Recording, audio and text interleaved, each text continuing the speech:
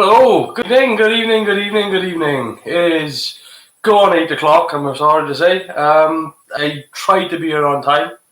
But tonight, doing Doctor Who, Spearhead from Space. John Pertwee's first episode. I tried to be here on time, everything has been up in the air. Everything. I had to go up and sort my mother's central heating out. I've spent most of my day sorting out parts and bits and all sorts of crap.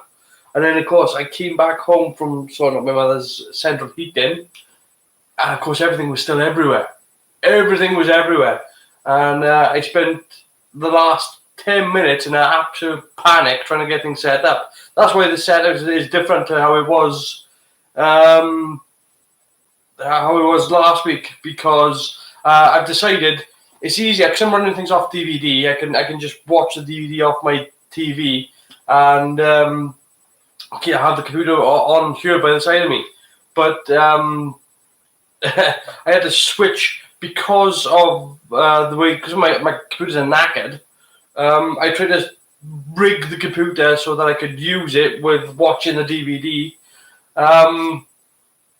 And then I didn't have a monitor, so I was running around trying to re-plug up a monitor to get things working. And literally, as I come online, it was just like, quick, go live now. So I haven't even advertised that I've gone live on other places. But there we are, that's how it is. But yeah, tonight, I'm going to sit back, I'm going to drink my water, and I'm going to sit back and watch Spearhead from Space, the first episode with John Pertwee. I don't think there's really a lot to say about Spearhead from Space in terms of how they put the DVD together. The DVD, I know I haven't seen the Blu-ray, so maybe you could tell me if the Blu-ray is different. But quite honestly, Spearhead from Space, considering the episode that it is John Pertwee's first episode, there's really not a lot of special features on it, you know. There's audio commentary. There's a short parody sort of film that they did with Unit, called a Unit recruitment film. There's the photo gallery. I don't know why they put digitally remastered versions of all 4 episodes. What the hell? What are you all about? That's not a special feature. If that's on your disc, if that's what your disc consists of, that's not a special feature. On-screen production notes, it's just little things here or there, and trailers. So the DVD is quite disappointing, to be honest with you. I don't know if the Blu-ray is any different. I just want to have a quick look before we get bashing away on these episodes. Only 4 episodes of Spearhead from Space. Let's have just a quick peruse. Spearhead from Spacky Blu-ray. Surprisingly, I got all right. Now the Blu-ray's got a 4-star rating from Blu-ray.com. It doesn't really say. What does it come with? Any special features? It doesn't actually say if there's any special features. Oh, wait a sec. What's this? In celebration of the 50th anniversary, blah blah blah blah blah blah. Spearhead from Space 4-part debut with the 3rd Doctor. No, there's really not a lot on the Blu-ray either, by the looks of it. Which is a shame, you know. That's I can't. I mean, given how important it is that it's the first story of the 3rd Doctor. It's the first Doctor Who in colour. It's quite a blank. So yes, nope. There's no. There must be surely. There must be extra special features than what is on the DVD. Like I get, the Blu-ray's obviously a better quality because. Well, we'll talk about that when we get into it, but Blu-ray discs, Blu-ray single disc, playback. No, I'm not seeing. Maybe there's other people can find some information on it, but I'm not seeing. Blu-ray. Let's try features. Special. Spearhead from space. Let's try Amazon, is it? Let's have a look, see what Amazon got to say about it.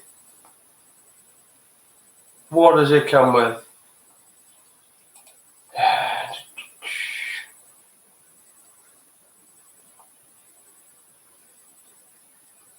Studio to entertain, DVD, production description. There's nobody likes telling you what's on the DVD. Like, there's not even a shot of the back of the Blu-ray, so you can look at it. Doesn't really say that there's anything on there at all. Nope. That's shocking. Wait a minute. No, there is stuff. Wait a second. I've got a pic of the back of the DVD. That's a little better. Life of the career John Pertwee. Carry on Life, Caroline John, tribute to the actress. Doctor Who script editor Terence Dix. That's actually wow. Okay, there's a lot more on the back of on the Blu-ray. On special features. See, they've done it again. Digitally remastered picture and sound. That's not a special feature. It's not. That's just taking up space on the back of your disc. Just makes it look like you've done more. So yeah, that's not bad. That's actually this title sequence material raw mute test and build-up material produced. Yeah. Okay. Restoration comparison release was mastered in 2K from the original 16mm negatives. Yes. Yes, shot in 16mm color. Cool. So, very little to go on with there, aside from what I already know about the show. So I think maybe we should click away and begin watching Spearhead from space. What do you say? It's good to have you here as well, Chris. For this Sunday night, I might actually just kick out my my sofa and relax a little on the. Will I knock the camera over? That's the question. Oh, it's close. It's very, very close. Slowly. And recline. Sorry. that was really close. That was going over. So yeah, let's click away and let's start watching Spearhead from Space, all 4 episodes. I'm starting now. Oh, I better put the sound on, otherwise I haven't got sound. Here we are. I always thought that the Pertwee opening looked like a candle flame. I don't know why. Maybe it's just because of the nature of it, the thing. I don't know. It just seems like candle, and then it does this swirly bit. And the picture of John Pertwee, he looks so. I mean, it's. Why have I got audio commentary on? What's going on here? Oh no, I've just knocked it off. What have I done? What the hell is going on? Just started again. Right. For some reason, there we are. For some reason, my digital audio is set to 2. That's better. Yeah, but the older Sean Pertwee is getting, the more he's looking like his father. Like, especially in that opening. He's got the same grin, he's got the same eyes. Opening space shot there. In full colour. They didn't do many in the way of special visual effect shots for the Pertwee era. It's very limited. A lot smaller production. Well, not smaller production, but stripped back. And of course, the reason they were trying to save money was so that they could shoot in color, use on color film, no less. And they were shot on 16mm. What was interesting is the fact that the reason why we get Spearhead from space in 16mm, so you could have a full Blu-ray version of it, is purely because of a strike. If they hadn't had a strike, they would have shot it in the studio. But because there was a strike, they actually were forced to shoot on location. And when you shoot on location, you shoot on film. Nice shot of the red arrows going over, and so apparently supposed to be meteorites coming out. You seem to be having a mare, mate, but at least you didn't kick the camera over. Yeah, I'm happy with that. So yeah, the reason why we got Spearhead from space and you're able to have Spearhead from space in such high definition is purely because of a strike. If there hadn't been a strike, if there hadn't been a strike, Spearhead from space would have been all in studio, and it would have been a much lower quality. There's some interesting stuff whereby, like much later on, like we're talking about the third episode, I think. But we'll get onto that. Whereby, because they're not shooting inside the studio, you can actually see. You can actually see over the top of where they've blocked bits of. They actually shot a lot in the car park and things like that, and you can actually see. I mean, an underground car park, not outside, but you can actually see over the top of walls. You can actually see the roof and things like that. But by actually shooting things on location, it's got a real world quality that you don't get in the studio. Interesting that they done a model shot for the TARDIS landing. I don't know why that is. Maybe they just didn't have it. Maybe they just forgot to get a clean plate of the TARDIS there. I do like the look of the Pertwee TARDIS though in this episode. It looks really chunky. I don't know what they've done to the box. I think they've added more base to the base of the TARDIS. It looks quite thick. Because later on it goes to a much thinner base, but in this one it's got quite chunky. It's quite a broad box. God, look at that car. That is a beast of a car. That'd knock you on your ass with it, too. Yeah, now see, you got this office here now with Nicholas Courtney, and Nicholas Courtney, by the way, has the privilege of being the only actor in Doctor Who history to have worked with every single Doctor except Christopher Eccleston. He even worked with David Tennant. I don't know, wait a minute, did he work with Matt Smith? I don't think so. But that might be due to Matt Smith's age. But no, he worked with David Tennant. He actually worked with David Tennant on Doctor Who before David Tennant became the Doctor. David Tennant actually done a big finish audio called Sympathy for the Devil in 2003. And at that time, David Warner was playing the Doctor, and Nicholas Courtney was playing the Brig. And David Tennant was playing a character called, I want to say Colonel what? God, that's tasking the memory. But yeah, he worked with absolutely everybody. The Brig, 45 years later, some git turned him into a bloody Cyberman. That pisses me off no end. That's one of the worst endings for a character. That absolutely, and it weren't that it just destroyed the memory of the Brig. It destroyed how the Cybermen worked as well.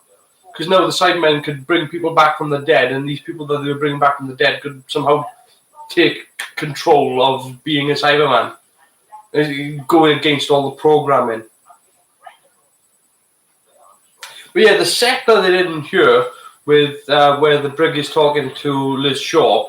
It was actually built on that's actually down the corridor, and they actually built that on location. They actually blocked off a wall. It's actually a turning in the corridor, and behind the brig there, you can see this wood panel wall, and that's actually just a corridor. That's just a turn on the corridor. But because I think it's a big T section, they could actually get a camera crew behind the fourth wall, as it were, further back to be able to film it.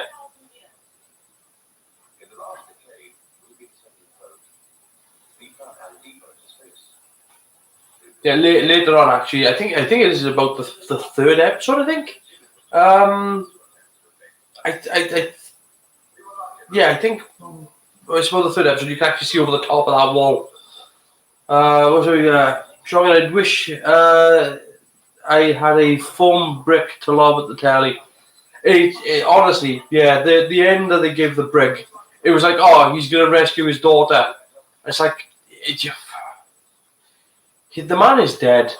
You know, he had a legacy of defending the earth, and you know, his history and relationship with the Doctor, everything like that.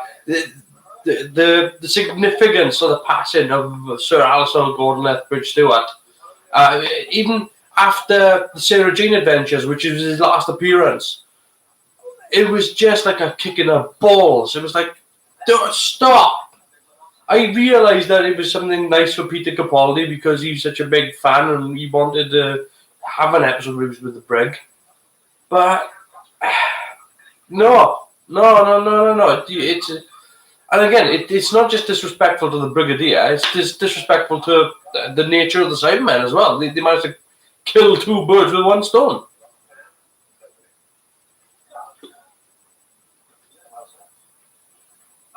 United Numbnuts Intelligence Terrorists. With you 100%. Cool.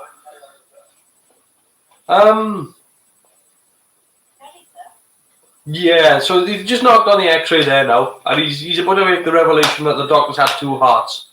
First time he's ever mentioned that the Doctor's got two hearts. Also, the X-ray has no picture of any hearts on it whatsoever. What is he pointing at? It's just blank.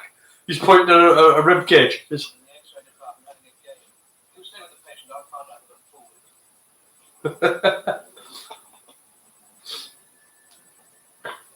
Yeah, again, it looks so much better because it's all shot on location. And the quality of it is the scan of a 16mm film. Like 16mm still looks great today. The grain that you get with the film just gives it just makes it looks not necessarily cinematic, but so much better than the TV quality that you would get. So much better.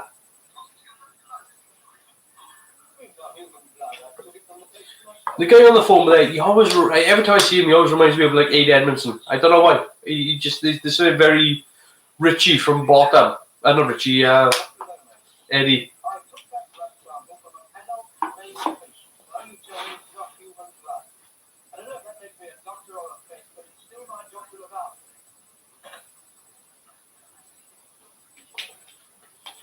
Expecting him to pull half a pint out of his coat.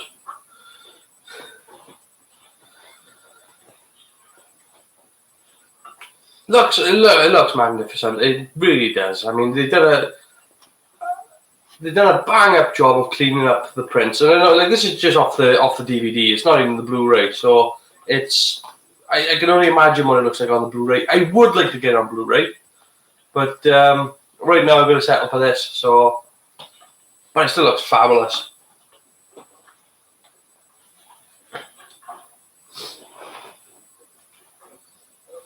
Good set of location choices as well. They've they scouted it really well because they didn't have the option of working inside the BBC. They had to scout different locations within. I believe they had to scout locations that were within an hour of each other.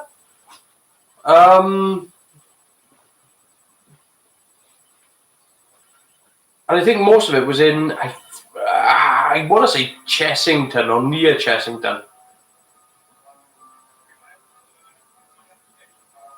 Now then, watch this carefully, and I mean carefully. The editor on this is a genius. The amount of pop edits that he does, whereby it jumps from one position to another position, and it's almost seamless. You almost don't know it. It's incredible. It's genuinely some of the best editing I have seen in a long time.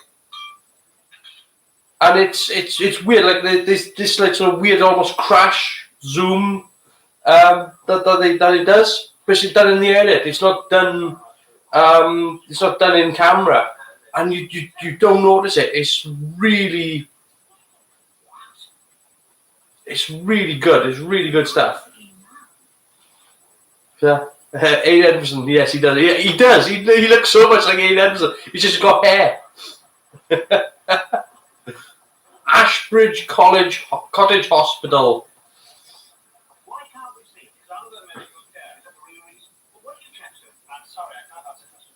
Nice free work there, the hand camera to make it look like you're in the crowd, to make it get in.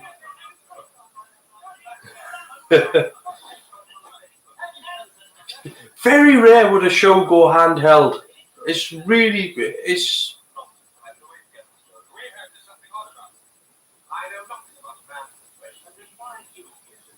Where's my? I've got things everywhere, absolutely everywhere. I've got my pad on here. Let's have a look here.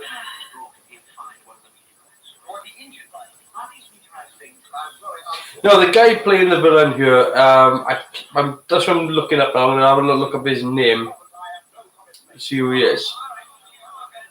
Bonkers mental eyes. Like, he just looks so...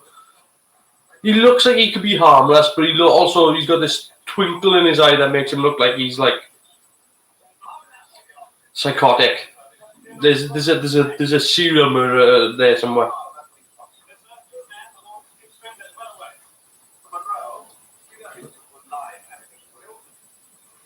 So yeah, Nicholas Courtney's first Doctor Who was a Dalek episode.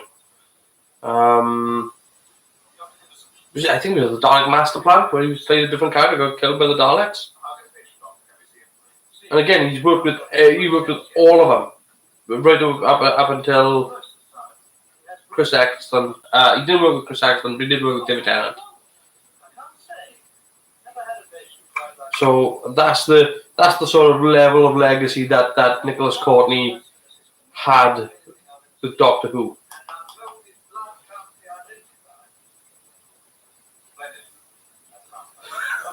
Also, I can see his Aid Edmondson.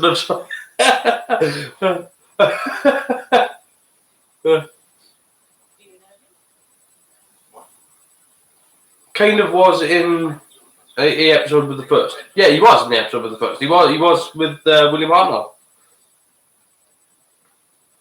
So yeah, not as the Brig. He wasn't. He didn't play the Brig, but he worked with all of them. Again, the only one he didn't work with was Christopher Eccleston. So, and that was probably a Christopher Eccleston issue as opposed to a.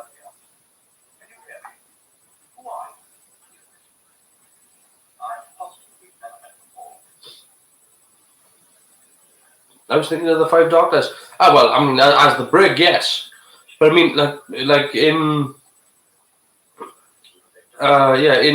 in terms of actually working with him, no, Nicholas Courtney was in the William Hartnell run.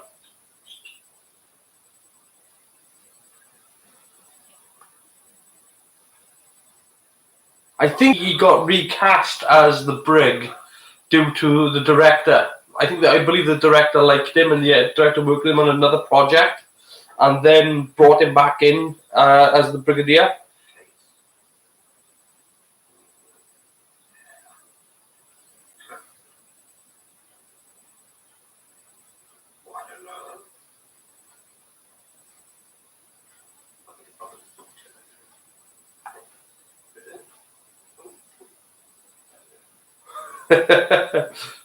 The brig's just like totally untrusting.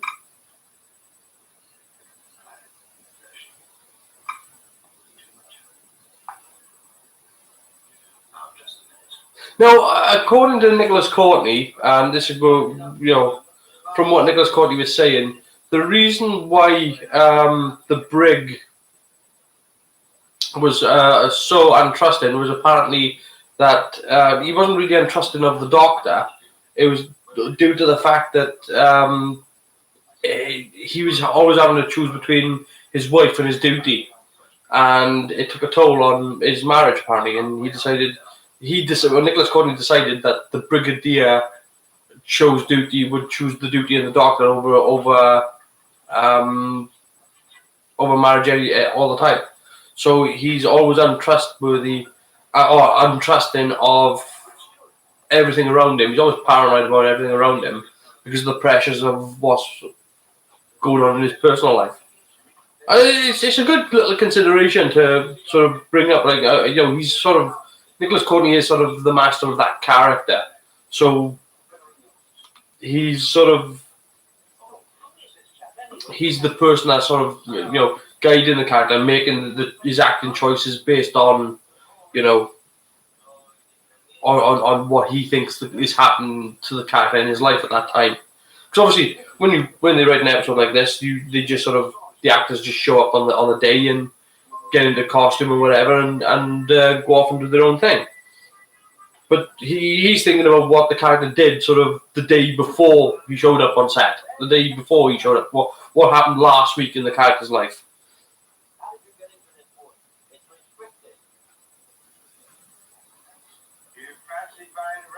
Let's have a look, yeah. I'm trying to find...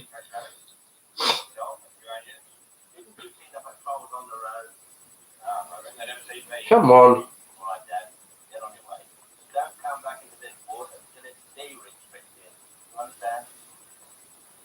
Where is...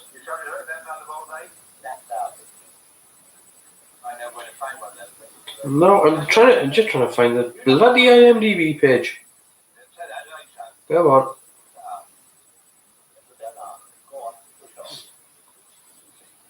I'm trying to find it because I want to find out who played...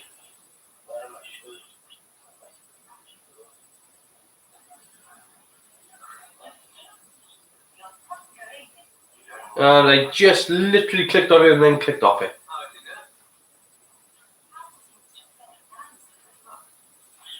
There we go.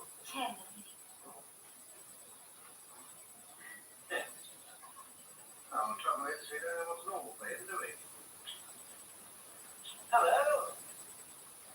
How are you feeling? Shoes. Beg your pardon. Shoes. They seem to be worrying him, sir. I think he believes they've been stolen. Well, if he wants them, he might as well. Where are they? In his letter.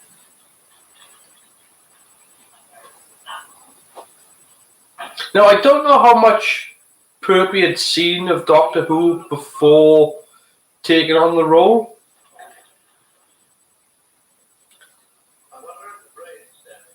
But I think, later on, he had a cracking relationship with Patrick Troughton.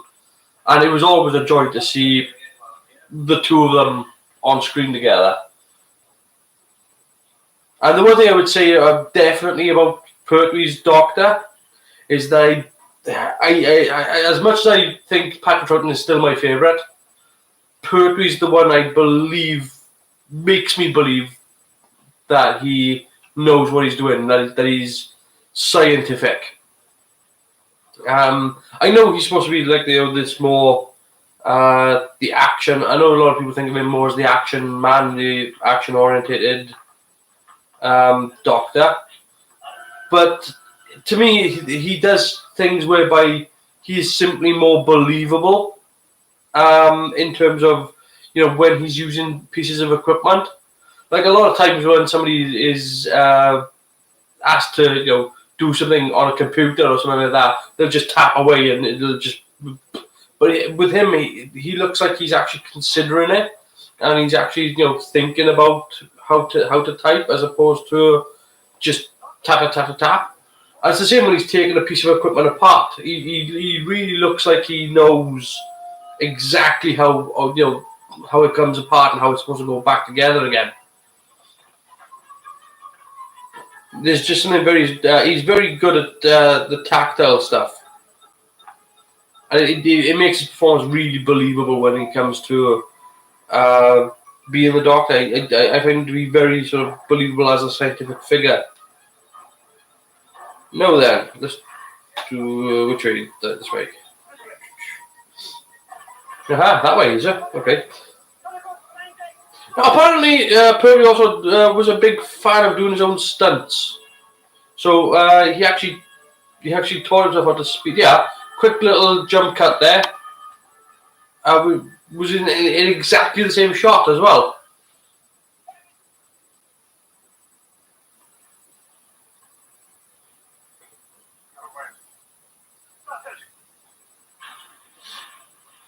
So it's Hugh Burden is the guy who's actually looking out. Oh, he's dead. And now we go into going straight into the second episode. So I'm looking for Hugh Burden because of his acting career. Oh, he's going to regenerate. That's the thing. He's bound to regenerate now. It looks like he's been shot. Imagine that.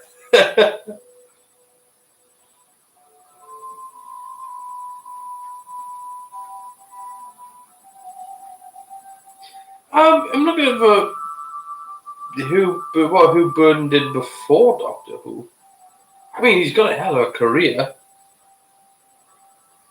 Well, had a hell of a career. It's terrible to think that most of your cast is bloody gone. Died in 1985.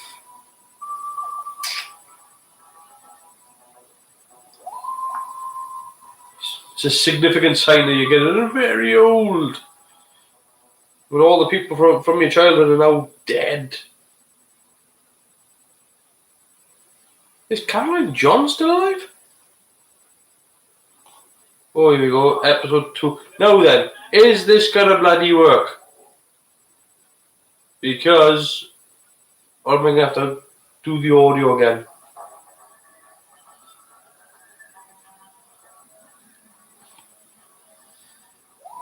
No, it's gone back to bloody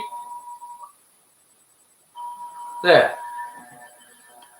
For some reason, I don't know why, but my DVD likes to go to a different audio channel and keep putting bloody commentary on when I don't want it.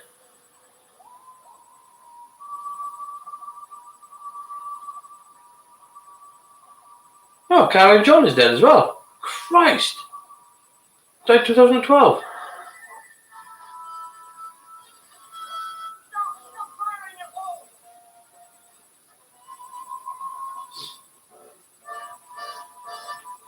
Again, good editing on this. Just cracking editing.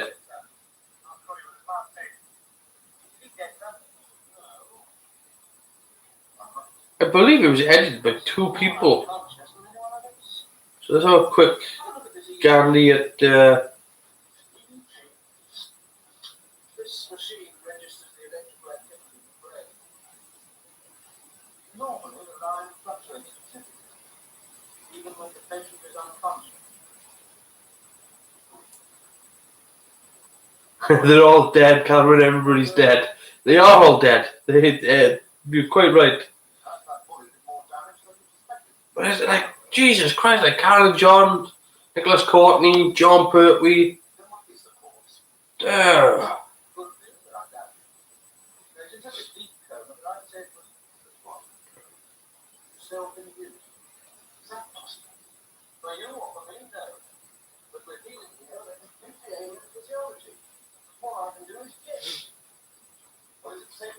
There's not a lot here. Yeah. I have to look for cast and crew. Aid Edmondson's still alive. Now,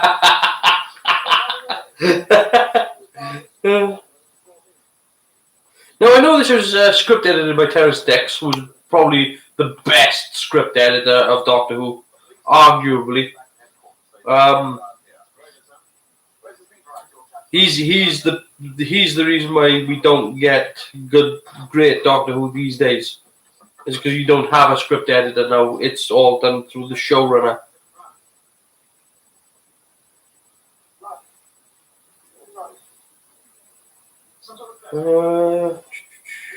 It was two film editors, Adam Dawson and Bill Simon. I thought it was. Because when you do the film takes a lot longer to edit. That's how it comes down to it. Is that you most of the time, if you've got a film for a TV show, normally it is edited by two people.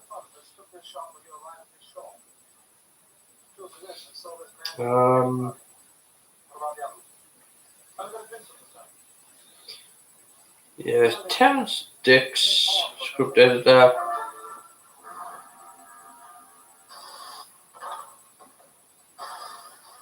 Oh, this is Robert Holmes, isn't it, that wrote this?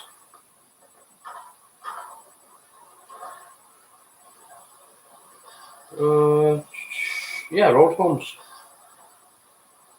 Robert Holmes and uncredited Sidney Newman. Didn't know that. God, it's a disgusting scene. They're making these dolls absolutely rancid. Looks awful. Terrible. Fantastic. It's not even creepy. It's just that they keep pulling these heads out of the machine and sticking things in the eye socket. Oh, no.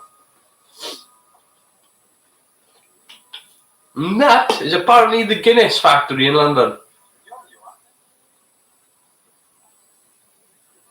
Doll nudity.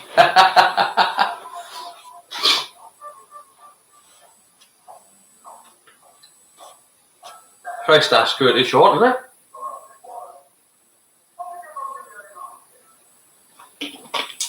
So, let's have a quick look here.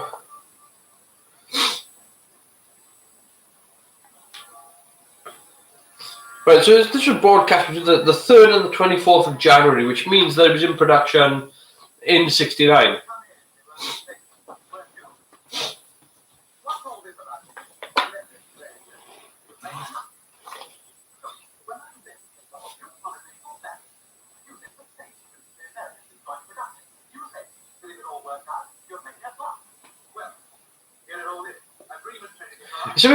Something very sort of, I don't know,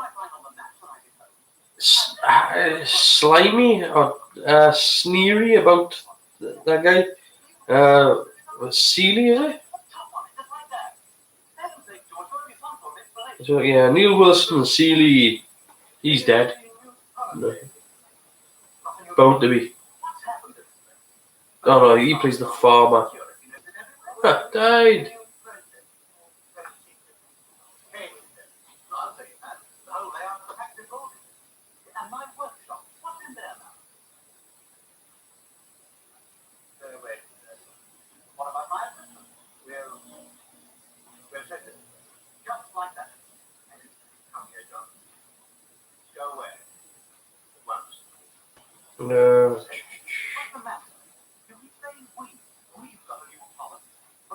I'm going to look up just to see.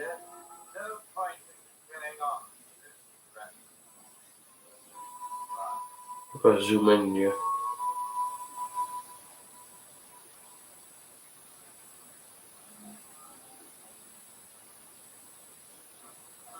I'm checking for Anthony Webb.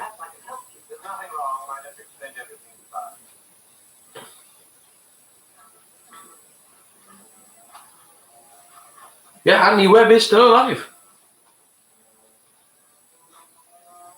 It's like just checking out the bloody.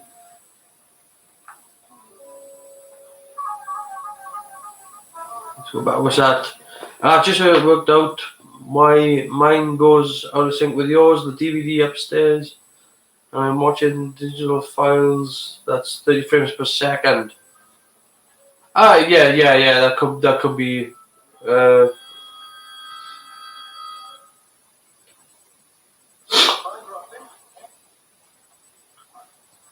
Getting all right?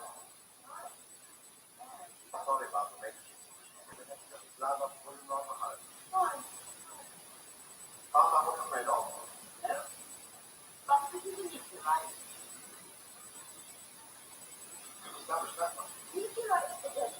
yeah, see, now this is sort of supposed to be Unit HQ here, and this show, because they're recording all this on location, it just looks much bigger, and they've actually partitioned things off with the freestanding partitions. But it's being lit from much further away, and it looks. And you've got to obviously with it being on film, you've got to because it's film, you've got to put more light, you've got to bomb more light in, and then you've got to account for the exposure on with the camera. You've got to expose it correctly for through the camera. You had to have proper trained cameramen who knew what the hell they were doing with the lenses. All you have to do is continue running the sectors and nothing change. That is all. God, he looks like he's already dead, isn't he? You understand? I understand. Good. 2 energy units are still missing.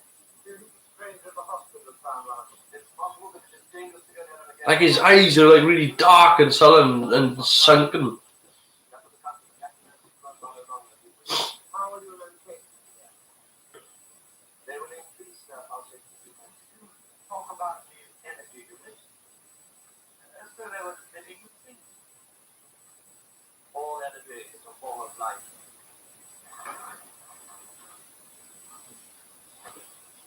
Yeah, and Seeley there pulling on his chest out of the shed.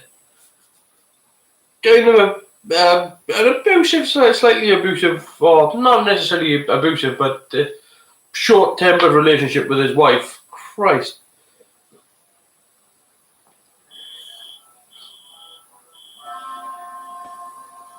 There he is.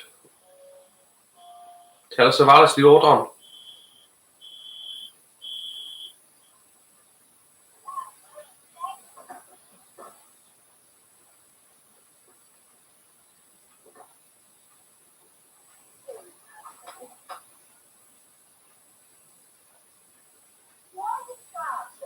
Everett, you come in. Come in. It's just so. So it's Ross Kemp in the jungle. Yeah.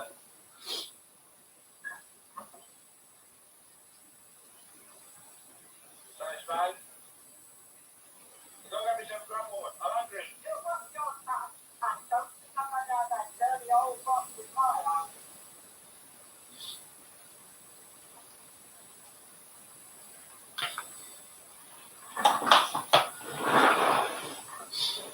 Look how small that door is. Like that's it. You've got to properly duck to get in and out that door. It's a proper cottage door.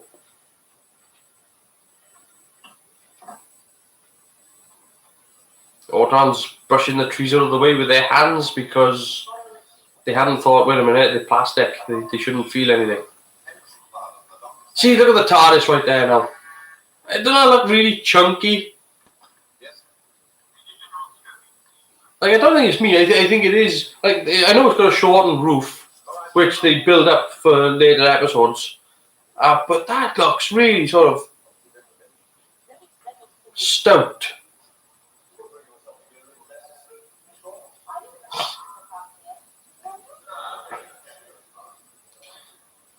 The light on top is matte. Yeah, well, they haven't got the Fresnel. It's just like the acrylic. It's like an acrylic sleeve that they've got on top. And it's like you'd have thought they would have fixed it up before production, but they didn't. And the light on top and everything is all buckled and rickety. It's the same as the sign on the front. It's actually, if you look at the sign on the front of the TARDIS, it's actually the wrong way around. It's actually got the lettering is in blue and the sign is in white, whereas it's normally the sign is in blue and the lettering is in white. But it's the same as the sign on the door. That hasn't been fixed either, and that panel is actually flush. It isn't actually in a frame. It's actually a flush panel. That's what he just screwed on over the top.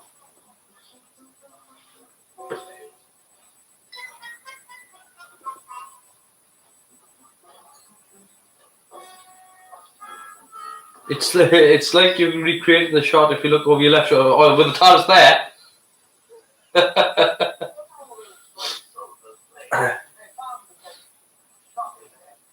Well, my TARDIS there, that one there, when I built that, was a sort of an amalgam. I wanted it to be very much like the Harnell box, but I kind of changed it. I broadened it just a little bit, just to make it a little bit more how I wanted the TARDIS to be, and I wanted it to look a little bit more like an actual police box. I lifted the top just a little bit. So it's somewhere between the Hartnell box and a real police box. I want that shower. That is a fabulous shower. Look at that.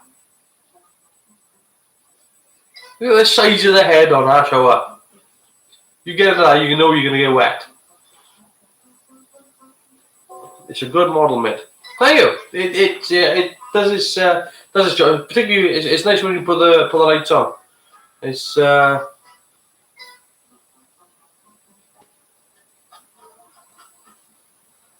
the Fresnel lamp as well. After the sound effect goes away, the Fresnel lamp stays on, pulsing for a bit.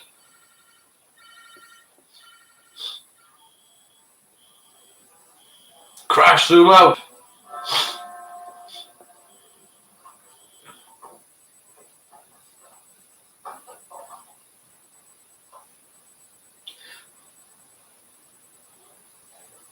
It's a bit weird where Pertwee's costume comes from. Like, he walks into a room full of clothes, but the ones that he actually chooses are just the ones on the back of the door. It's not like he actually picks the clothes. And I wish they'd spend a little bit more time with him actually just selecting clothes. Actually just sort of picking, I'll have this, I'll have that, I'll have that. So, the old Autons were much more horrific. They had this weird sort of smile to them. Like this weird sort of, you know, and it's just a little bit off and a little bit unsettling. Yeah, there's a precursor there to Bessie.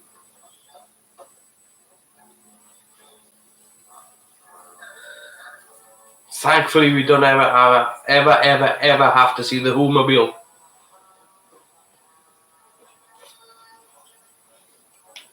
I don't know what they were thinking when they come up with that.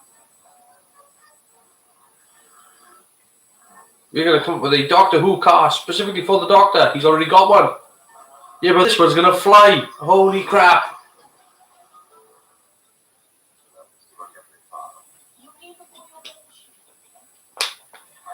The thing is, John Pertwee was always really good with stuff like that. With he would always encourage him to give him sort of like new gadgets and things. There you go. Good close up on the pull to open panel there. You can see it's actually hinged from the same side as the Jodie Whittaker box.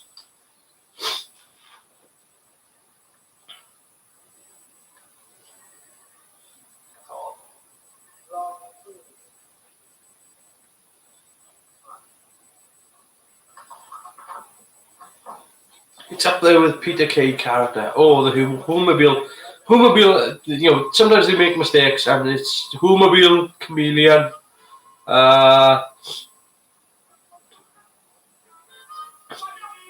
Look out! Bang!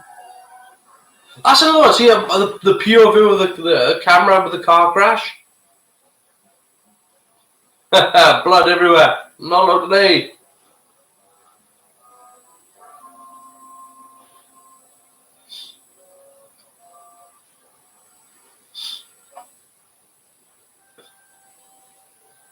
That's quite a nice little thing as well. When I guess go in, the Nest team in the tank with it's sort of, it's not quite cling, but it's definitely some sort of polythene, but it's like a polythene bag that keeps like a bladder that keeps inflating and shrinking. And I love the pattern on the floor. I don't know who came up with that pattern. I don't know if it's a carpet or what, but it's very what's the word I'm looking for? Not Art Nouveau. It's, I know it's just sort of got a sort of Blade Runner type of repeating pattern. And there's obviously Blade Runner before Blade Runner, like 10 years earlier. Yeah, look at that. Look at the size of that lab now for Liz Shaw. And she goes from that to when they go into the studio then, it's literally, it looks more like a classroom than a laboratory. And that is one hell of a watch.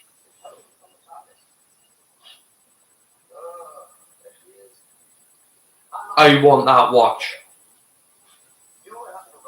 I bet that's worth a lot.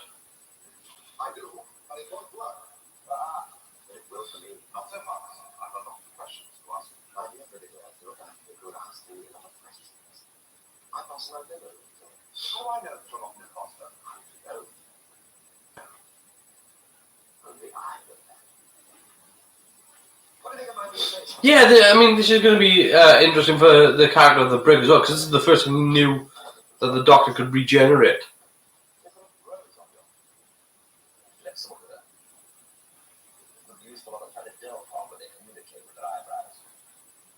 Yes.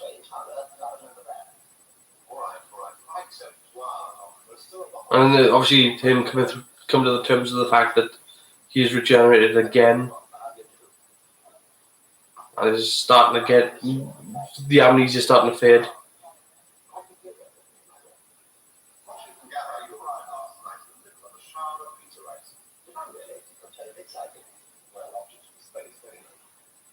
Again, look at Pertwee in this scene now. He's talking to the Brig. The Brig's talking to him, but he's actually studying the scientific equipment. He's looking at everything else in the scene. You can see the likeness to Capaldi as well. Again, you can definitely see what influenced Capaldi's Doctor for sure. But I mean, the way that Pertwee puts together the performance, it's like everything else in the scene is much more important than what's happening around. Like, so if people are having a conversation, then he's much more focused on other things in the scene, and then addressing the people in the conversation afterwards.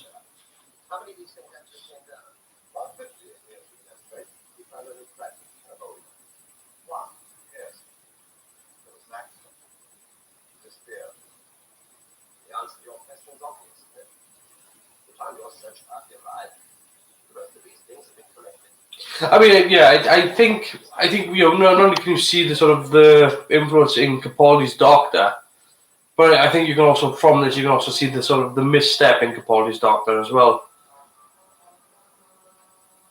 Like, when I found out Peter Capaldi was going to be the Doctor, I was like, this is a good step. I mean, I really felt like, they were going to go back to sort of doing more Hammer horror type stories. And for whatever reason, the BBC just cut the nuts off it, and it just didn't happen. It just, to go back and do these sorts of stories, to do these sorts of this type of storytelling. Because I mean, like 4-part episodes as well. You get so much done in a 4-part episode, and because it's 4 parts, it's not too long. It's long enough that you can tell all the supporting cast stories, put enough in there to embellish on those stories a little bit. Take your time so that you're not under the gun to get things done by the end of 45 minutes. And what you end up with is a really interesting dynamic going on and a really interesting story and something that's engaging. I know, these days the trend is to pump things on as fast as possible to keep kids really interested, but kids were interested in this. Good grief! This was pulling in kids' ratings like a son of a bitch. Let's don't buy the writer's mate. It's again, you've got 4 episodes that you can fill out here, so or two. It's essentially 2 45-minute episodes. So that's the format I would go back to. That's exactly the format I would go back to. Is the 2 45-minute episodes per story. Not for everyone, but like all the best Doctor Who episodes of the modern era are pretty much, aside from Blink, they're all pretty much, 2-parters.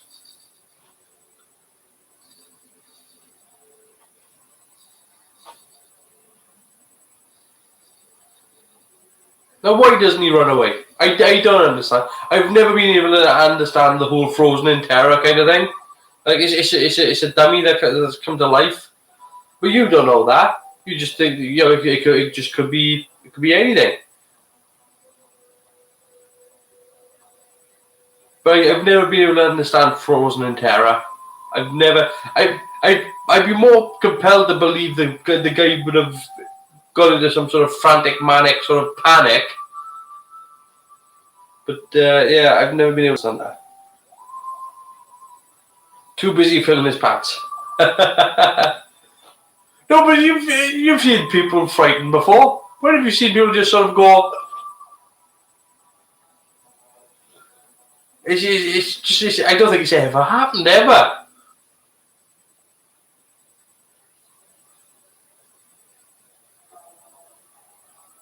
No, then I need to check the audio on this.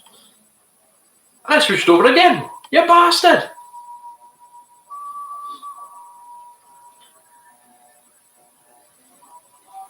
That's better.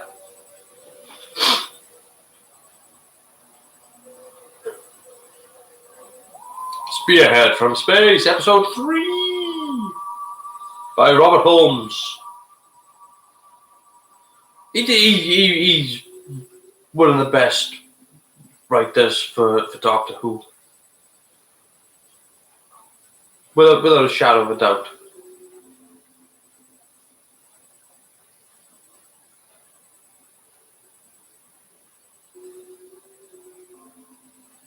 Looks a bit like Darth Vader. What? It looks a bit like Darth Vader before the face appears.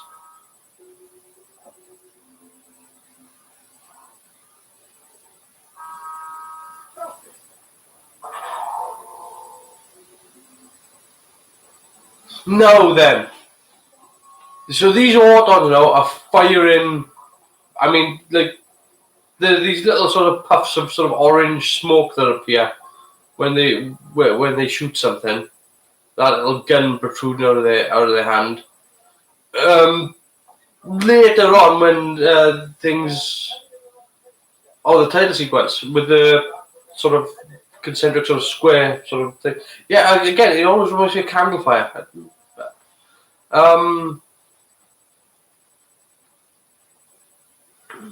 But those things later on. We're into sort of episode 3 here now, and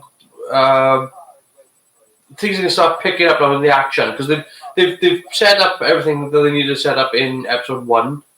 Everything's gone into the downturn of episode 2. Things are gonna fall to hell now in this one, and the heroes are gonna make a comeback in episode 4, right? Which is your standard way of telling these sorts of stories, a standard way of telling a film. There's absolutely no difference. The same sort of writing pattern falls onto almost every movie that you've ever seen. So in this one now, the Autons are kind of sort of going to gain power. They're going to kind of get, that they're going to give the heroes a run for their money. So in this, I think it's this episode, you're going to see people actually getting shot by the Autons and actual squibs going off. And it's the same for when they do the return, whereby units start pulling out the automatic weapons and start firing away. And it's just like, they went from this being acceptable to this is not acceptable whatsoever on TV. And I don't know who at the BBC at this point you need to kick in the balls and go, for the love of God, grow up. It's just a TV show, and everybody knows it's just a TV show. Even kids watching it know it's just a TV show.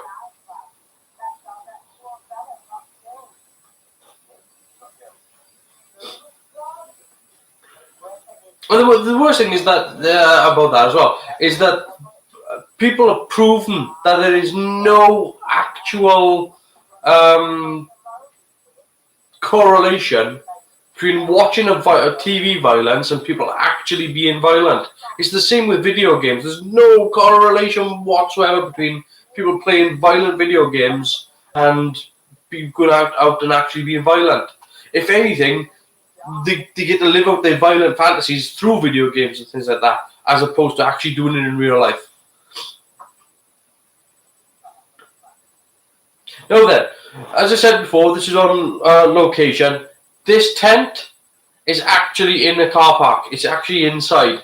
And they set up the tent, they set up all the floor. You can actually see later on when somebody comes in through the tent that they've butted the door of the tent right up against the back wall. And you can actually see that they put just a couple of bushes there. It works really well. I love that prop. That prop on the left-hand side in front of Liz. I don't know what the hell it is, but I love it. It just looks like something put together to analyze things. It's just a really sort of cool-looking piece of kit.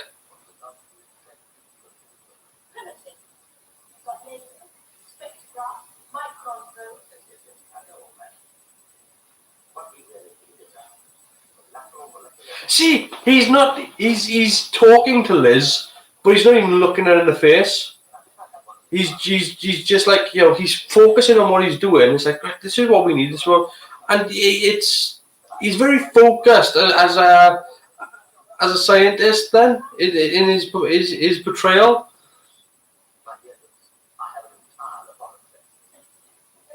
Like now he's talking to Liz, he's actually, because they're having a conversation now. But before, when she was asking him questions, he's like, when he's commenting on what he's doing, he's focused on what he's doing.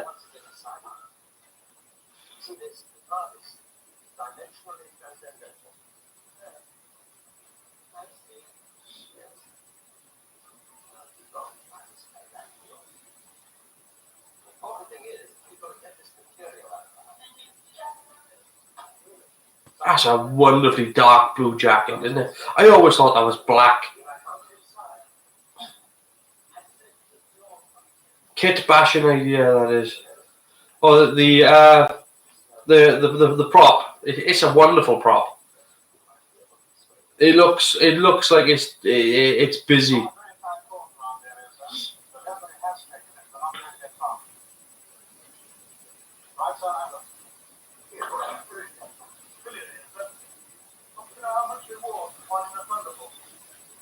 He looks like a character that he doesn't really suit this episode, I don't think. The Seeley. He feels like a character from the Vicar of Dibley. He's like he's in the wrong show. No.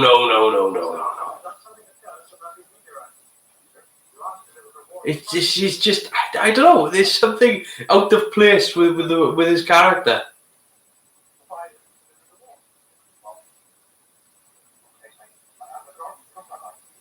It's not that the actor's doing a bad job or anything. I think it's just that everything's a little bit.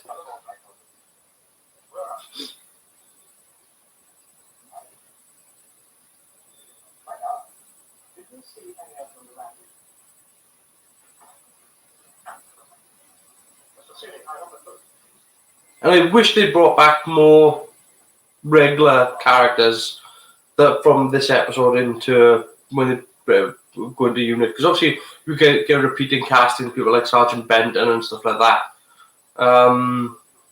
Because Colonel Benton, doesn't he? Does he come pick up Colonel? Soon it will be the final stage of that. But there's still a lot of energy in it. The formula. What about that? He takes time. But then he returns to the area. If he does, your console can die. There's a big rules. Yeah, so right, look at the wall behind Nicholas Courtney there, this wood panel wall with the door, and you can see, if you look onto the left side, you can kind of see a gap like this, whereas it's built to butt up to the skirting board, and you can see just over the top of it, so you can see that there's actually a slanting sort of roof. And it's literally just built in the corridor.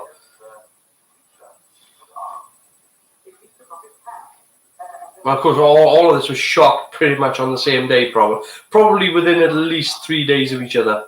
All the scenes in this set, in this bit here, were probably shot back to back. So it was a case of go out, get costume change, come back in, do the next scene.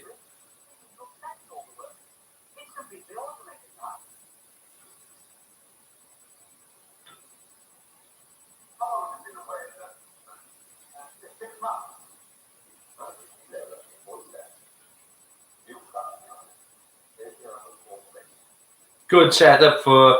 That's a good camera angle as well. It's a good one for doing a two shot there where you're looking straight past this guy, straight towards the other.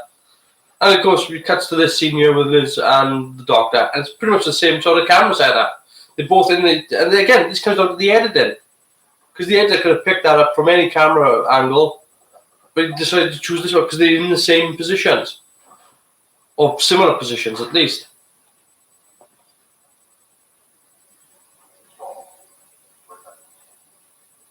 It's really, it's not often that the editor actually gets enough praise of choosing which bits where to put them on which order. But in this, the editing is what stands out to me. Yeah, there you go. There's the light on top, and you can see how rickety and busted up it is.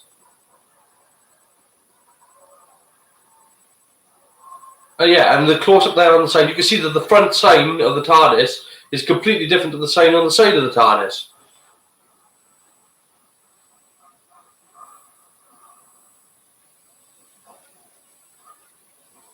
And again, you just would have thought that they would have fixed up the prop first. You'd have thought that would have been the first go-to thing.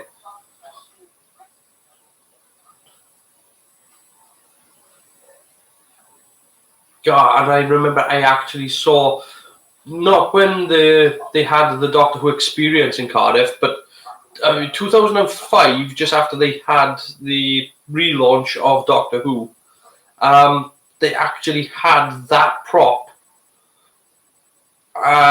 in the Red Dragon Centre in Cardiff Bay.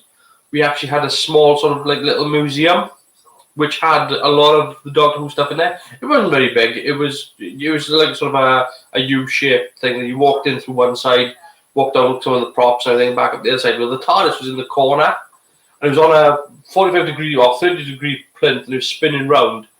And the state of, when you see something and it's like, oh my God, there it is, and you run over and have a look at it. And it was a case of we went over and saw it, and it was just like, it was heartbreaking. It was just heartbreaking. The state of it, the base was disintegrated. All the edging was knackered. They had big T flap hinges on the outside, screwed straight and just painted blue over the top. It was it was a mess. And it was just like, you walk over to it and you see. And it's something from your childhood. It's something that like it always. I know it bugs a lot of people, like that these sorts of things don't get preserved. But in terms of the TARDIS for Doctor Who, it's crazy that these sorts of things, like the Newbury prop, didn't get any. The TYJ Mark 1, which is probably the most used. But it's taken right up until now when they done the Doctor Who exhibition for them to actually put these things back into order. For them to actually go, wait a minute, there's actual value here.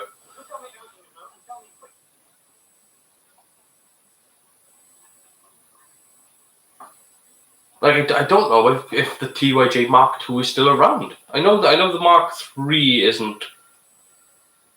The Mark III was never very good anyway, but the Mark I had a hammer in. The Mark II was only ever used for sort of quick builds on locations, and the Mark III was only ever used for, I think, it was only ever used for going away when they were filming in like Spain or something.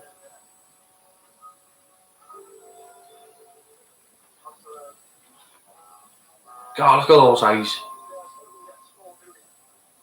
He looks like he's spaced out. Bang! Look at that crash room cut. Alright, need to knock the camera over. Wonderful stuff. Like it does a crash zoom on some trees, which there's nobody standing in those trees. You can clearly see there's nobody standing there. And then bang! It just cuts to the guy opening up the bushes, and you just wouldn't do it. And yet it works so well.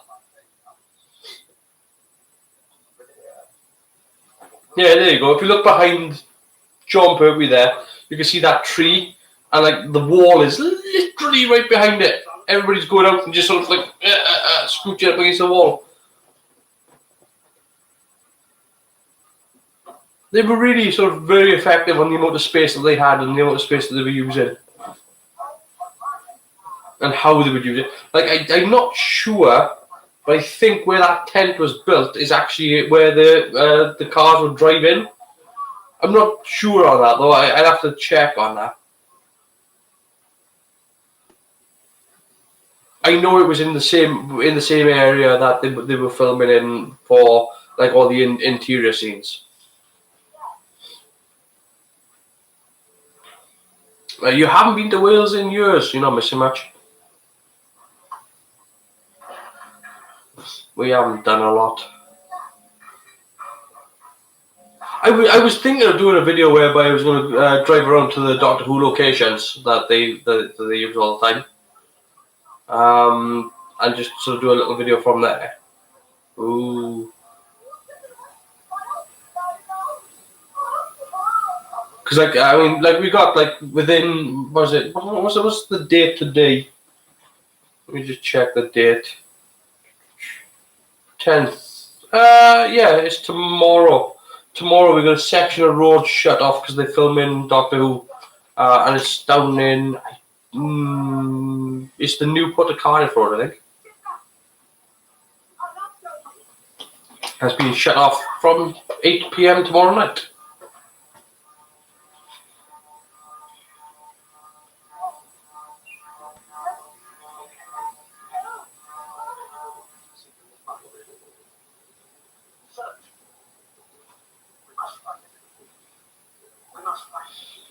In Kevin Cobber?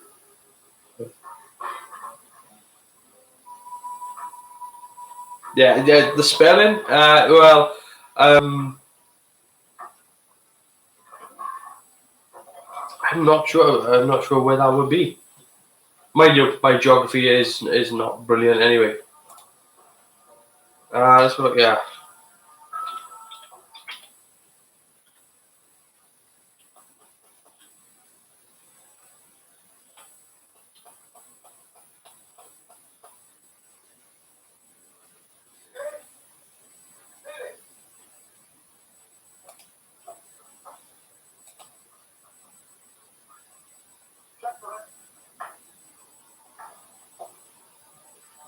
Oh, Kevin Kyber. That's actually in so, yeah. Yeah, it's Mountain Ash. Yeah, Merthyrdville. I mean, it is not far. Yeah, you're right. Straight over the road. Headway, yeah. What happened there? Something weird just happened. 2 minutes. What? Swarm leader has been taken by human service. Kenfig Hill? Oh god. Kenfig Hill is heading towards Port Albert Margam way, that is. That's sort of between Porthcawl and Margam. If I'm right, I'm pretty sure it is anyway.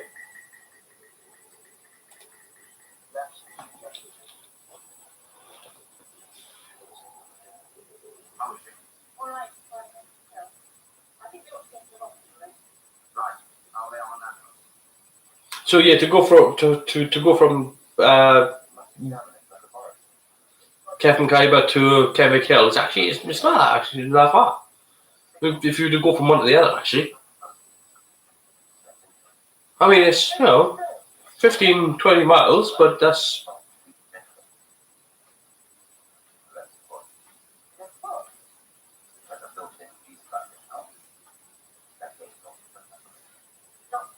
Now that there, what John Pertwee is holding in his hand, that prop, is a better prop than what they had in that bloody Whittaker episode with that crystal with the thing in it. Boom. See, shoot him. Poof.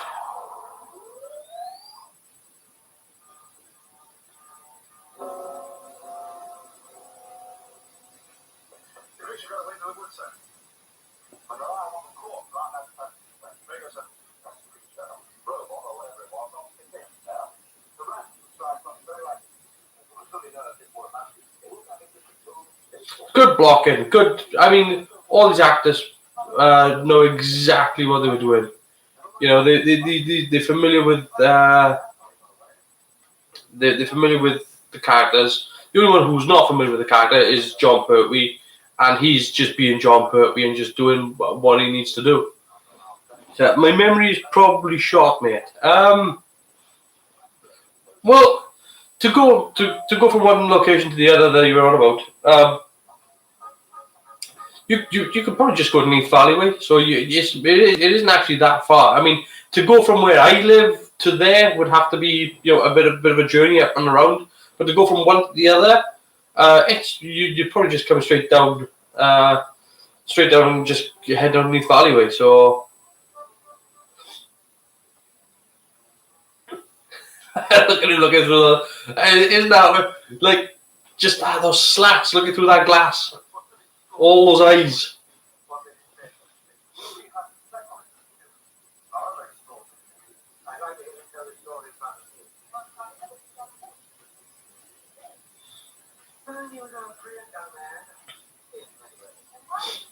And again, it's a good performance out of him as well, the executive, because he's coming to the realization that things aren't quite right, that things have gone wrong, that things aren't really. His mind isn't his own.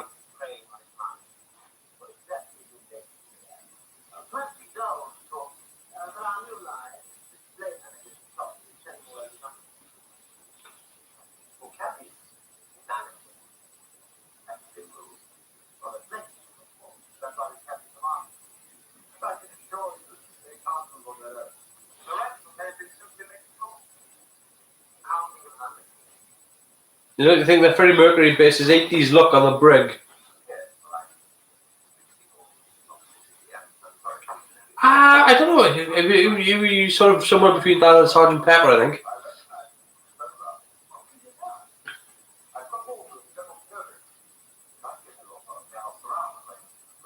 I mean, he certainly had the brig's mustache, which was glued on, by the way. Nicholas Courtney couldn't grow one. Well, he could, but he wouldn't. He refused to shave it in that sort of that thin sort of military style. So he would always walk around without the moustache, and they'd just put one on.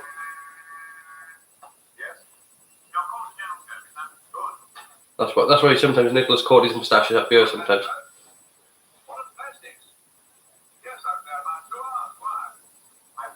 Yeah, he's gonna have an encounter with an Auton.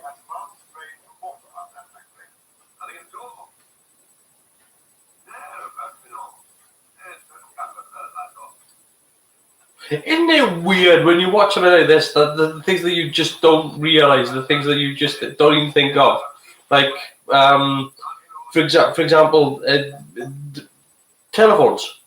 We've all got telephones. We all use telephones. But it's just, mine's pure. I've still got a landline, which is over there, but I can't even tell you the last time I had a conversation with somebody on a landline. And yet the story still works, regardless of them being on the phone. It wouldn't make a difference if you phoned somebody's mobile and they were having a conversation like this. The actual details of the story wouldn't change it a bit. It kind of dates the show, but not to any significant degree.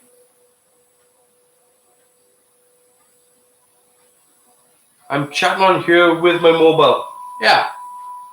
Well, very convincing for the time. You mean his moustache? Yeah. Well, Liz Shaw's eyebrows were fake as well. Those weren't her real eyebrows. Her real eyebrows were a different colour. So she had her eyebrows were actually glued on.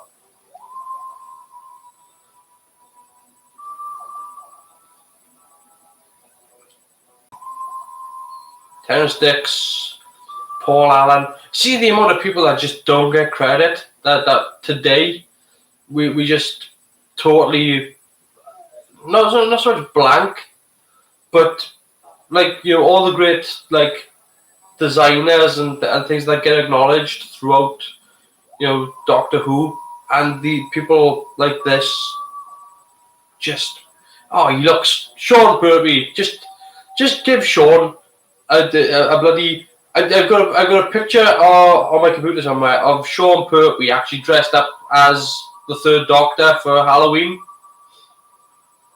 And let's sort the audio out because the audio's back to pain in the arse.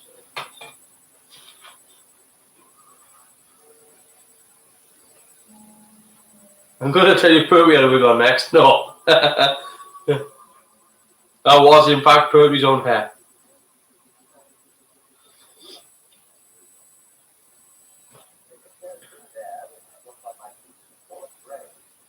Yeah, but those eyebrows are not Liz Shaw's.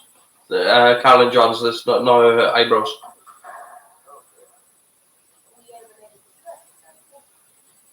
Her eyebrows are actually made out of eyelash material. That's the same things that they make eyelashes out of.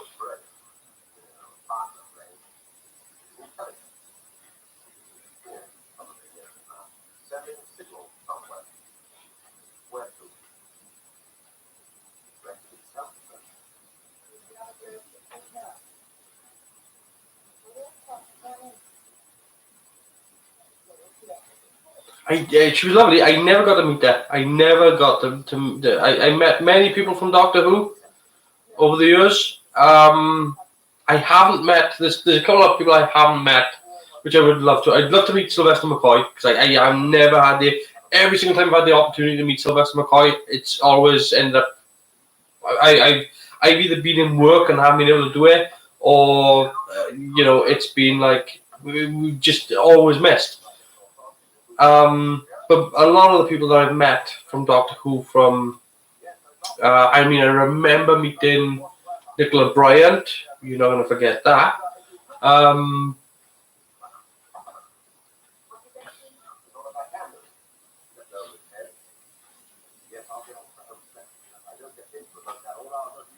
I missed meeting Peter Capaldi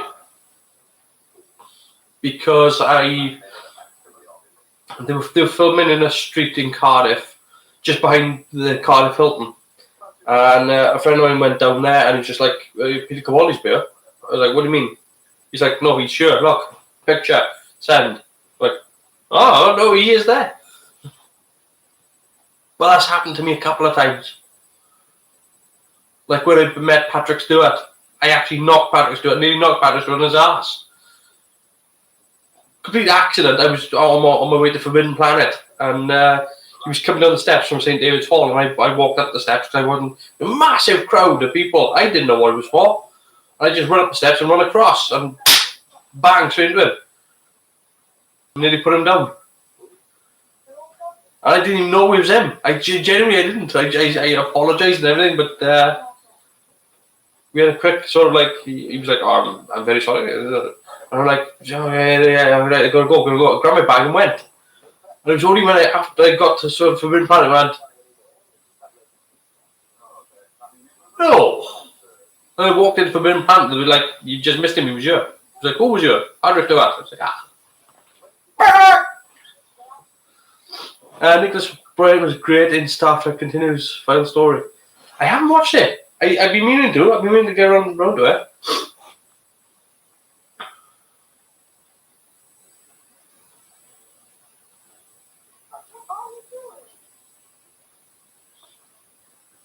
Checking the watch.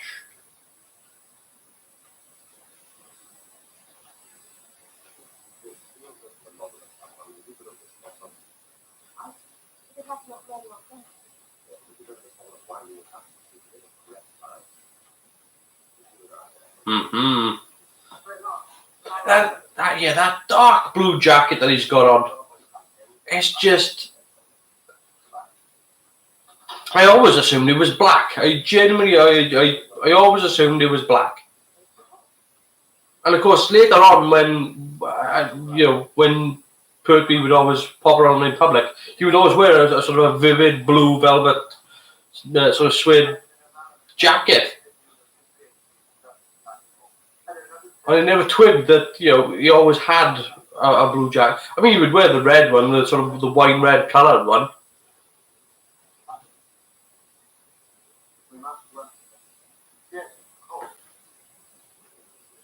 There he is, coming to the realisation that things are wrong. Grabbing the back of his neck, like he's got a bit of a headache from something.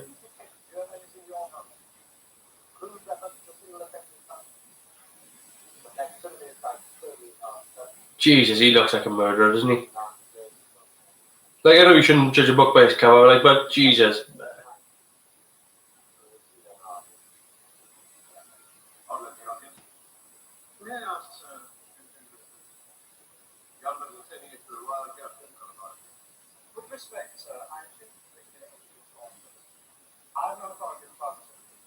It looks like he'd be jogging 20 miles.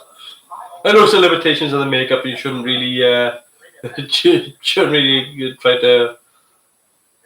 I think what I would have done, actually, to make him more like an Auton, is actually give him a slightly heavier makeup to just put a bit more sort of base foundation to get rid of some of the variations in skin tone.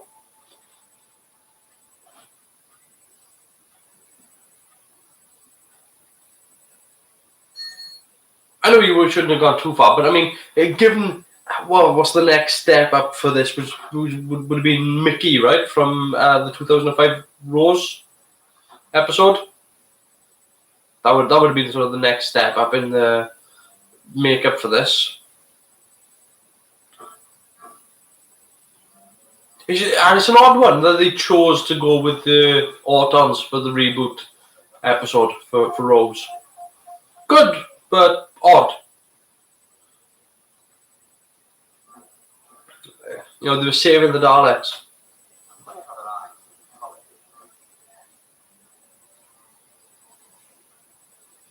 Good quality. The fact that they went with 16mm was a good choice.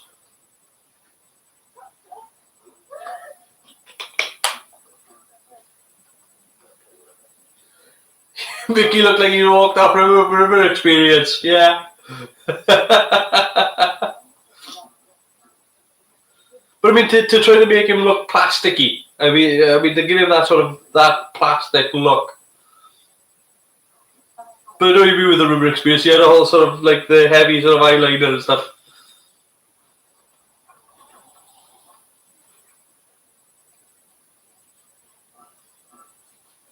The way Chris Barry looks at that is amazing. It's just...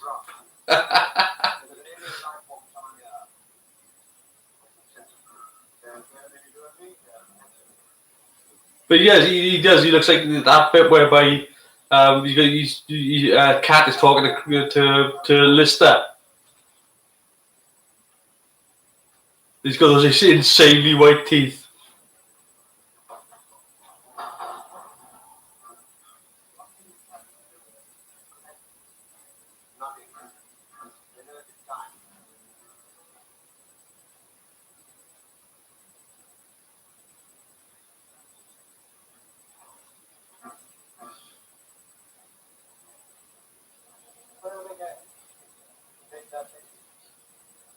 See, it takes real knowledge of how a camera works to be able to shoot in lighting like this and still be able to see something.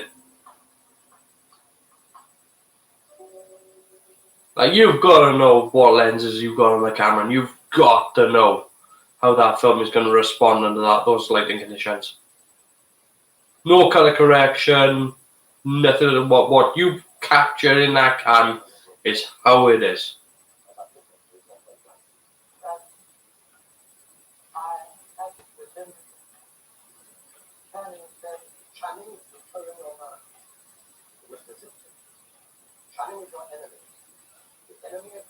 See, he's gone back to feeling the back of his neck again. He's just doing this sort of,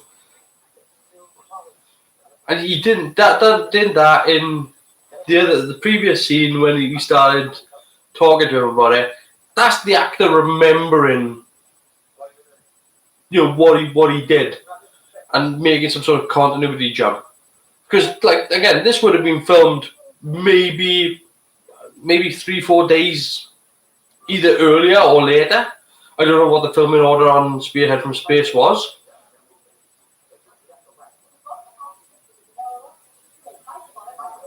But I mean, you can pretty much guarantee that this set here in the Briggs office was all done. They might have tried to rush in and get it all done in the same day.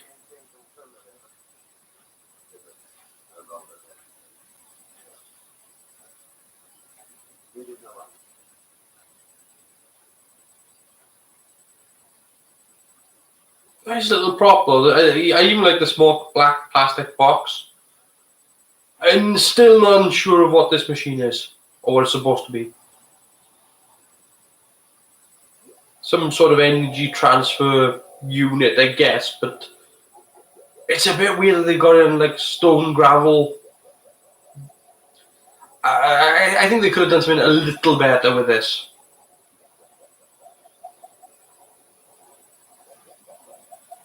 Maybe have probes or something. Because it doesn't really look like it's doing anything. It doesn't really look like anything.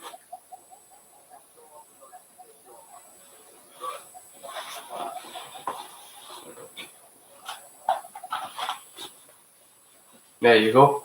Pertwee all wrapped up in his work. Literally.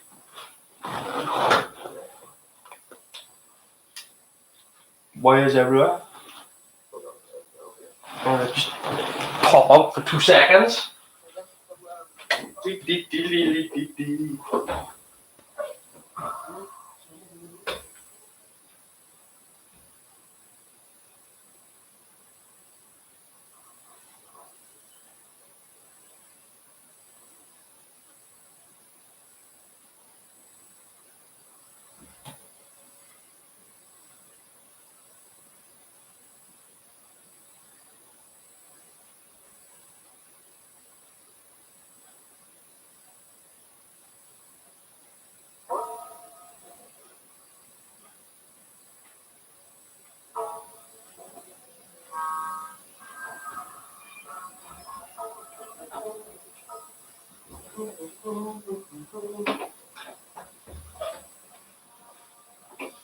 Ah, yes.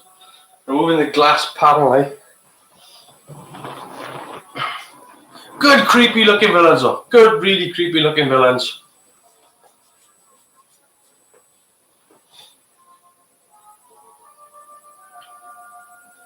Yeah, they couldn't break the glass panels. They just took the glass panels out, filmed it from the side, made it look like there's broken glass over the floor. Now you get some stuff that takes some good bumps for you as well. Like there's one where he's going to be running on the street now, he's going to get shot in the back and he's going to do this flop. And he's not wearing any padding at all. Not these guys here. I mean, yeah, they just go straight onto concrete. There's one that's going to be running down the street now and he's about to just do this rolling flop onto the floor.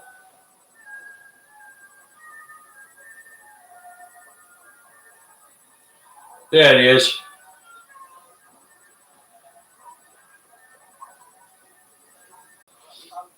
It's probably just something with like a bellows.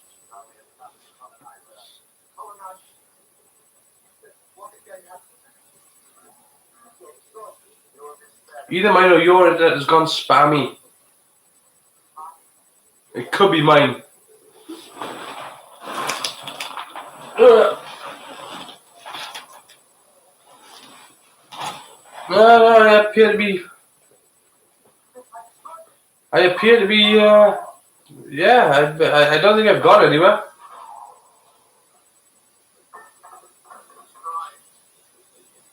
Not according to the output anyway. The output says that I've been on continuously.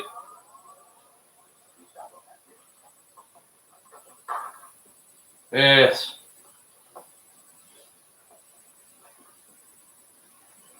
No sonic screwdriver there. No, just being practical. How are you going to open the door? Blow the lock.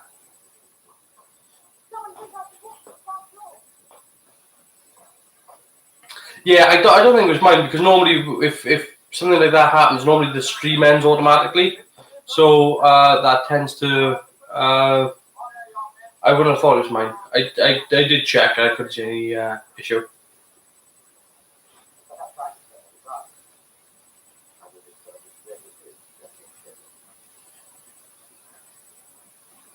You see, the Doctor's thought out how to deal with the Autons. He's built this device. He's not even in a rush. He's taking it casually. He's figured things out. He's put stuff together. He's formulated a plan.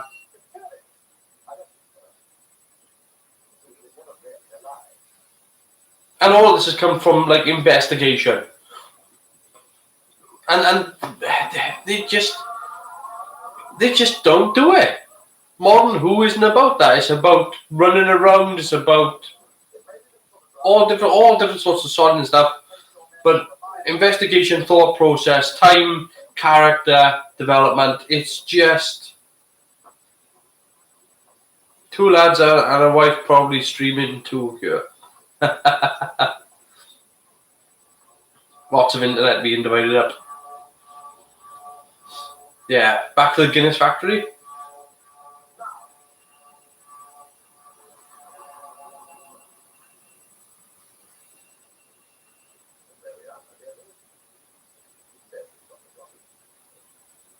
Like, I'm trying to think of the last time the Doctor knew who built the device, a contraption. I mean, I remember David Tennant doing one in, what was it, Army of Ghosts?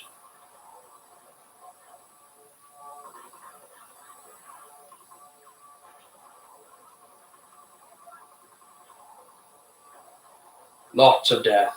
Lots. Bullets flying everywhere.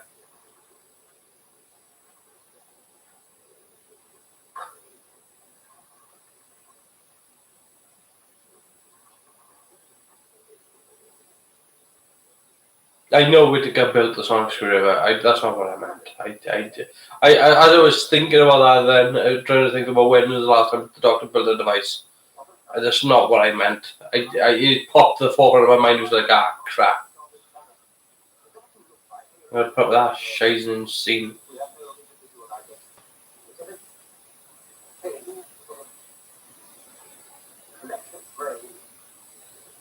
Collective consciousness.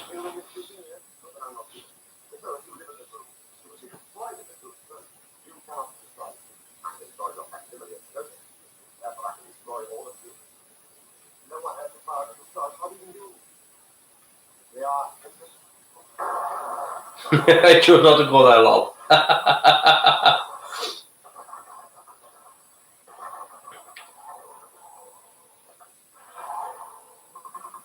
Squibs everywhere. Boom.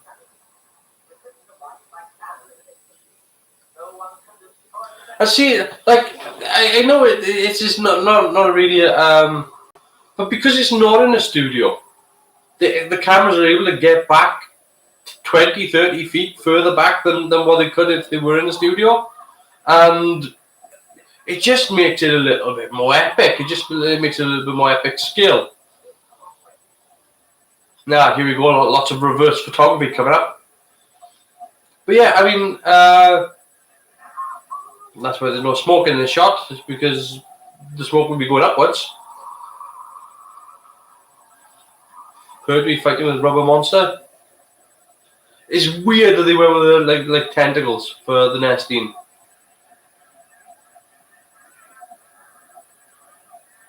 Like it's not what I would have thought of when it comes to sort of seeing a nesting in its gelatinous form. Tentacles is not what certainly not like that. Tendrils maybe, but not tentacles.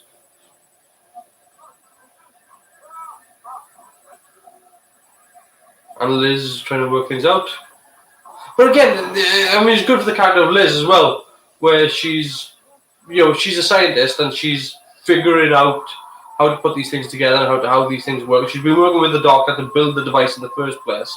So she's a smart individual. It's just, I'm trying to think of sort of, I mean, like obviously like women in Doctor Who and as the companions in particular, with Sarah Jane obviously probably being the most proactive, I think. Then again, you've got Ace as well. I would say it's between Sarah Jane and Ace. I think is probably the two most proactive companions. Snot everywhere.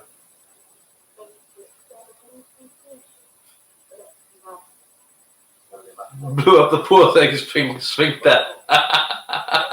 That's the last thing you need.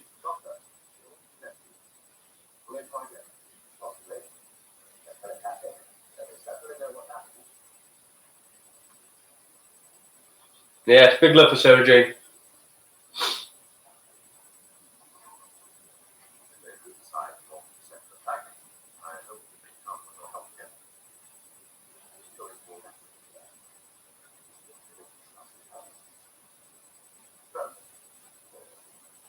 Yeah, settling on the agreement that he's going to work as the scientific advisor for UNIT.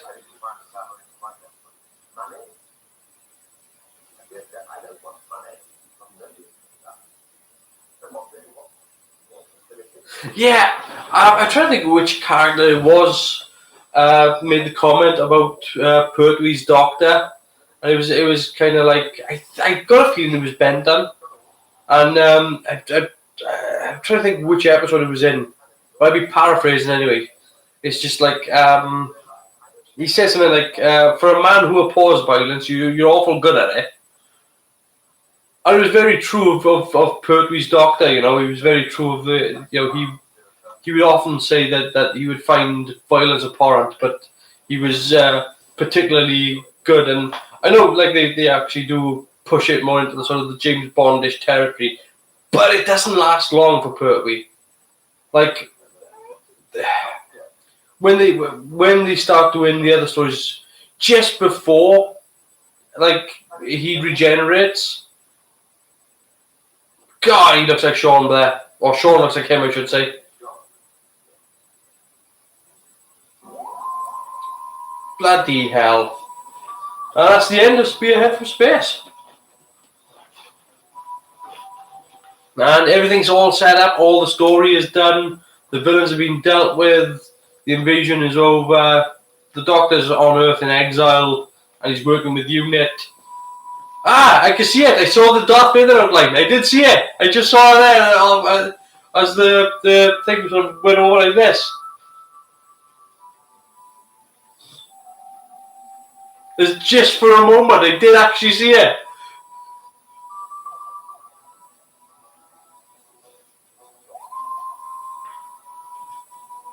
Paul Allen.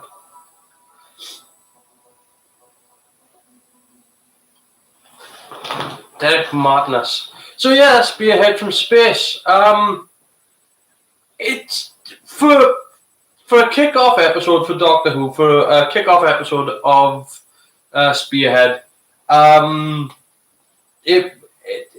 It did exactly what it needed to do. It put everything, and again, because it was 4 episodes, and again, it's the equivalent of a two-parter, modern day two-parter.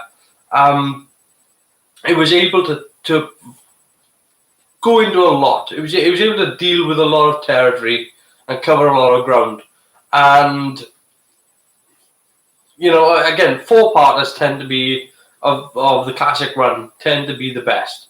They just do. Unless you've got a really cracking story for a six-parter, they tend to six-parters tend to sort of, I don't know, between episodes sort of 4 and 5 of a six-parter. Yeah, episode 4 is sort of like in the sort of hollow territory whereby he's just spinning his wheels. Whereas with a 4-parter, they know exactly what it is. They know exactly, set up, execute, deteriorate and win, and that's really sort of how it goes. I love Pertwee as the Doctor. I do. But again, they go down the action. I mean, look, there's some cracking Pertwee episodes of Doctor Who that Inferno. Holy hell, that is such a brilliant episode of Doctor Who. Just as a brilliant episode of Doctor Who, never mind the Pertwee era or classic era versus New Who. It's a brilliant, Inferno is a brilliant episode of Doctor Who. It's that parallel Earth story. So, so the next episode now is going to be a Robot, which is going to be, that was great. It was great.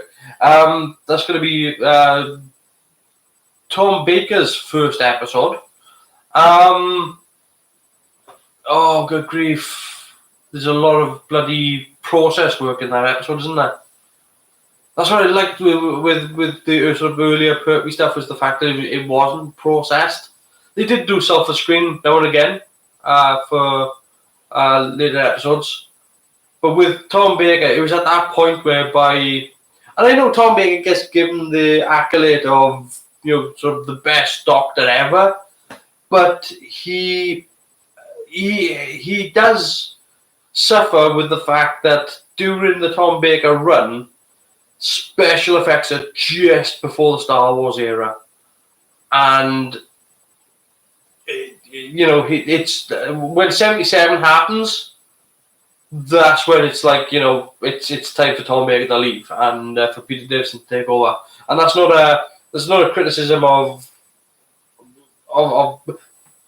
the effects department of the BBC just simply couldn't keep up. That's all it comes down to. And they were trying, and they tried their hardest, but they didn't have the money, they didn't have the technology, and they didn't have the know-how. And those three things in concert just makes for... When they did the Tom Baker episodes, that led to there were sort of bigger stories, but weren't trying to be, visually fantastic. They were great. They were fun. They were absolutely wonderful. When they started trying to do Doctor Who stories that were... all special effects heavy, that's when the Tom Baker episodes sort of went, ugh! I felt, look, you're going to get things like City of Death and stuff like that. These are episodes that I'm going to do at a future date, but obviously after we do all the regeneration runs first. But yeah, let's go quickly back to talk about Pertwee's run. Planet of Spiders not the best way for him to regenerate into Tom Baker, but we do get a good Tom Baker episode out of it. So next week is one of my favorite episodes, favorite Doctor and companions. So I've never really sort of talked about my position in a way. I actually placed Tom Baker as in my sort of personal running order of Doctors. For me, Tom Baker comes in like 4th, which is odd because he is the 4th Doctor. But I for me, maybe it's like sort of the era that when I grew up in, maybe. But my favorite is Patrick Troughton. Second is David Tennant. 3rd is Sylvester McCoy, and 4th is Tom Baker. So, and that's pretty much my top 4. 5th one, you see, there's a lot of love. I get a lot more love for Matt Smith now than I used to. Matt Smith, every time I watch Matt Smith's run as the Doctor, it just gets better and better every time. So I would have to put Matt Smith right behind Tom Baker, I think. So yeah, and then it would probably be Pertwee, Colin Baker.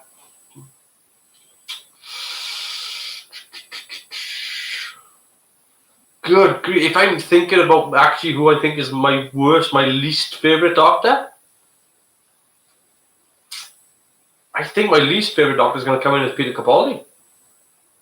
Because I think I could actually put William Hartnell above Peter Capaldi. Particularly for, not just from doing things like watching Unearthly Child and things like that, but there's Gunslingers and great episode. The Chase, great episode. Space Museum, great episode. Sensorites, great episode. And his Doctor, he knew he was playing his Doctor. His character of the Doctor was so clearly defined that he knew who that Doctor was. He knew who that character was. Peter Capaldi's Doctor changed every season. Like he didn't. He was the angry, aggressive, am I a good man Doctor in his first run. Went through to being the rock star Doctor in his second year. And then there's the sort of the slightly suicidal one in his third year. His Doctor didn't really know who he was. So he's got to be the least favourite of my Doctors. Colin Baker doesn't get a fair crack at the whip, which he should. He definitely should, because his second year run with Trial of a Time Lord was out of this world. Like, the fact that they did an 18-part story arc was. I mean, people talk about how these days they do big story arcs. I'm sorry, but you need to go back and check, because it's not a these days kind of thing. Look at 1986, and you'll see a bloody big story arc with probably one of the most impressive openings to a Doctor Who, with the whole thing zooming in on the station and doing the whole big pan around, and then and then seeing the TARDIS coming down the light and then going over the top and then following it. Absolutely stunning stuff. Recorded on, I believe that was recorded on 35mm. So that would actually be 4K these days, anyway. I was born in '72, so I grew up with Tom Baker. Well, I mean, that's no excuse. I mean, I grew up long after Patrick Troughton was the Doctor, and I got into his episodes, as they started finding them, as they started coming out. So it was just a case of going back and re-examining, really. It was a case of, because obviously, like, when I grew up, I grew up sort of through, my first Doctor must have been Tom Baker. And then Peter Davison, Colin Baker, Sylvester McCoy. But then obviously, when I was like, sort of 8, 9 years old, what would it have been? Yeah, I'd been 9 years old when Doctor Who went off the air. And there was the sort of the drought period, the dry years up until we had 96, obviously, and then through 2005. So I guess my memories would have been more towards Sylvester McCoy for recent memories. But yeah, I mean, after going back and re-examining and re-watching I still remember Patrick Troughton from, like, the Colin Baker years when he was in the 2 Doctors and things like that, the 5 Doctors. But it was a case of, my biggest memory of Patrick Troughton was probably from The Omen. If I'm being honest, my biggest memory of Patrick Troughton as an actor was probably from The Omen, where he has a terrible, terrible death. But yeah, I mean, just going back and rewatching his stuff, and it's just like maybe falling in love with him. It was just a case of seeing his performances and seeing how well, like, Tomb of the Cybermen is, oh my God, is that a good episode? Like people can say what they like about it being able to date and things like that, but you know, it's the Tomb of the Cybermen story is just incredible. You know, they show up on Telos, and there's this exploration team that are examining this area, and they don't know what's going on. Him and Jamie go off looking to see what the hell's happening. And of course, they come across the logo, and it's like, oh shit, I know what that is.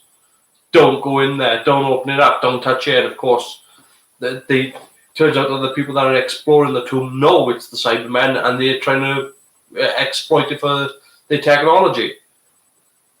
And that's the big turnaround in the story. It's like, wait a minute, you actually knew they were Cybermen. And that's just fantastic performances all around. Cracking story. But yeah, best Pertwee episode. Again, I'm going to say Inferno. I'd probably argue that Inferno is... Again, it's not just a good Pertwee episode, it's a good Doctor Who story overall. I mean, Day of the Daleks, my God. You have to watch Day of the Daleks. At some point, I'm going to go back and watch Day of the Daleks, right? But the Day of the Daleks special edition, it blows George Lucas out of the water. When George Lucas special edition Star Wars, it was a template to show you how not to do it. And then if you look at Day of the Daleks, it's like, this is how you do a special edition.